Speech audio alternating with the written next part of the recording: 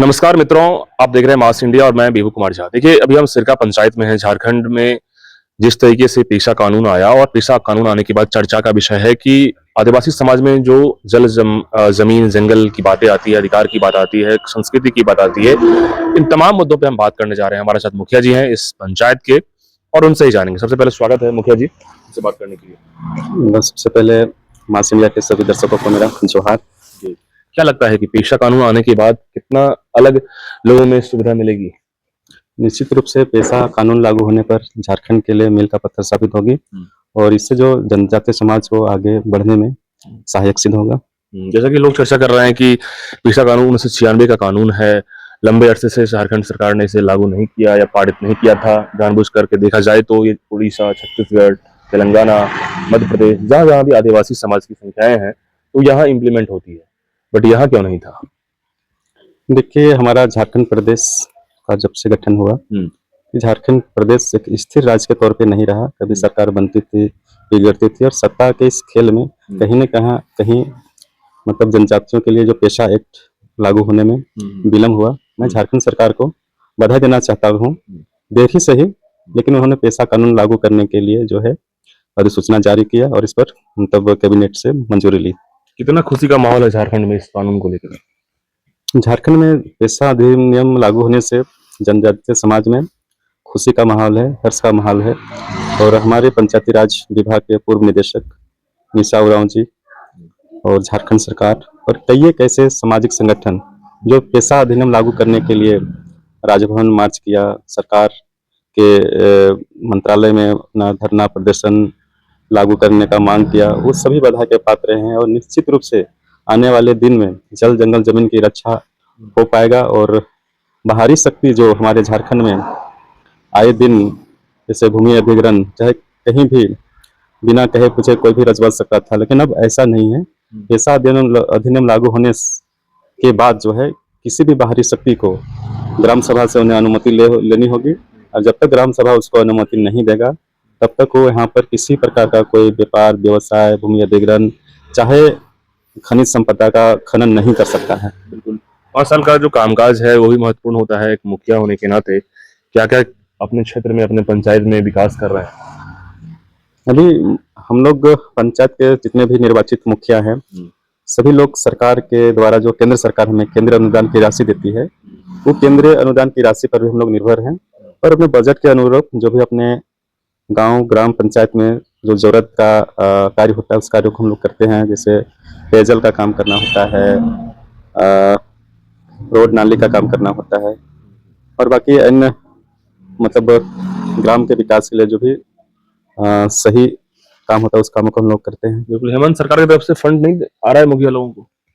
हाँ, विगत 2 सालों से हमारे पंचायत को ही क्या पूरे झारखंड में केंद्रीय अनुदान की राशि हमें नहीं मिली है।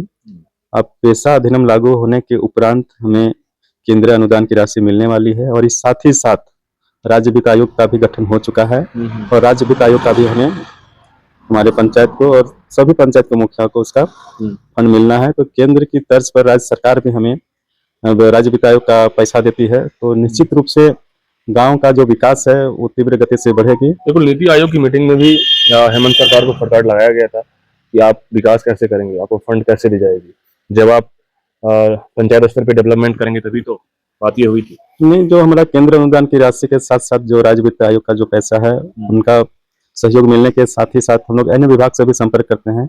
जैसे हमारे स्थानीय सांसद, स्थानीय विधायक, स्थानीय हमारे राज्यसभा के सांसद और कल्याण विभाग, पीएचडी, इस सारे विभाग से हम लोग सहयोग मांगते हैं और समय समय पर कुछ कम बेसी मिलता है। 2 साल तक जो मामला जो है फंड का फंसा हुआ था।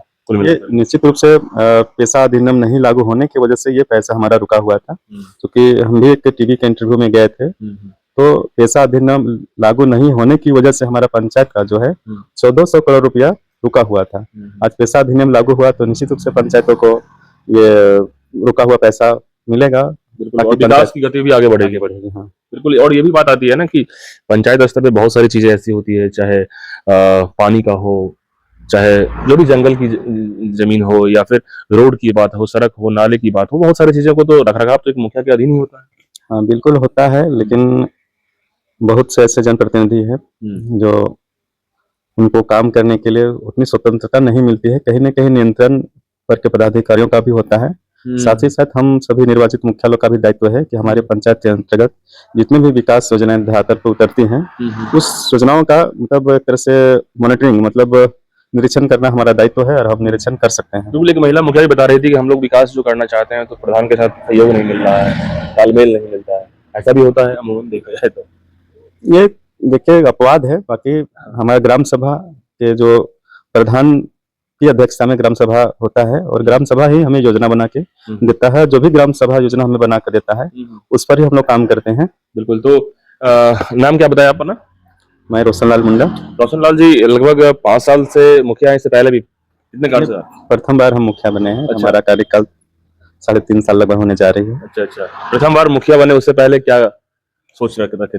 नहीं, जब हम मुखिया नहीं थे तब हम पहले भी हम चुनाव लड़े थे जिला परिषद का। हाँ। तो जिला परिषद में कुछ मामूली वोट से हमारी पराजय हुई। फिर भी हम लोगों के साथ जुड़े रहे और जन समस्याओं को लेकर ग्रामीण क्षेत्रों की जो जन समस्या है उससे हमेशा मुखर होकर संबंधित पदाधिकारियों तक, स्थानीय जनप्रतिनिधियों तक मतलब अपनी बातों को बेबाक तरीके से निडर होकर हमेशा उन लोगों के पास रखते थे, मांग पत्र के माध्यम से, सोशल मीडिया के माध्यम से और सक्रिय एक समाज सेवी के तौर पे हमेशा क्षेत्र में सक्रिय रहे हैं। बिल्कुल, तो झारखंड में कुछ मुखिया ऐसे भी हैं जिनको प्राइम मिनिस्टर से अवार्ड मिला। क्या लगता है कि काम ऐसा किया जाए जो प्रधानमंत्री मुख्यमंत्री तक पहुंचा जाए?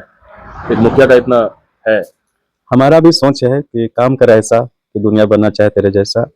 हमने भी ठाना है कि अपने गांव पंचायत को आदर्श पंचायत बनाएंगे। हमारे गांव के लोग कोई भी निरक्षर ना रहे, साक्षर रहे, हमारा ग्राम पंचायत नशा मुक्त रहे, हमारा जो महिला लोग है पूरा आत्मसम्मान के साथ जिए, उसको गांव घर में ही मतलब रोजगार मिले। यूं कहें कि अपने पंचायत को आत्मनिर्भर पंचायत बनाने की इस दिशा में हम प्रयासरत हैं, लेकिन सरकार से मतलब सकारात्मक सहयोग नहीं मिलने की वजह से इन चीजों में थोड़ा सा कमी हुआ है, थोड़ा सा हम कर नहीं पाए हैं। और स्थानीय जनप्रतिनिधि, सांसद, विधायक का जितना हम लोग उम्मीद करते हैं उम्मीद से कम ही हम लोग को सहयोग मिलता है। लेकिन अब तो सहयोग मिलने की पूरे चांसेस है पेशा कानून के बाद। कि दुनिया उम्मीद पर कायम है, विश्वास है, भरोसा है। अगर सरकार हम ही करेगी, मतलब सहयोग करेगी तो निश्चित रूप से उसका सीधा फायदा ग्रामीणों को होगा, पंचायत का विकास होगा। ये भी हमारे सांसद विधायक भी एक आम नागरिक के लिए काम करते हैं। हम लोग भी जनता के सेवक हैं और उन लोग भी जनता का सेवक हैं। हमारा कार्यों में और उनके कार्यों में ज्यादा अंतर नहीं है। सिर्फ अंतर इतना है कि हमारा एक पंचायत का दायरा है और उनका विधानसभा का दायरा है और उनका लोकसभा का दायरा है। लेकिन एक बात तो है ना कि लोकसभा और विधानसभा जहाँ अपनी जगह है, लेकिन ग्राम सभा का एक अलग है, डेवलप की बात है।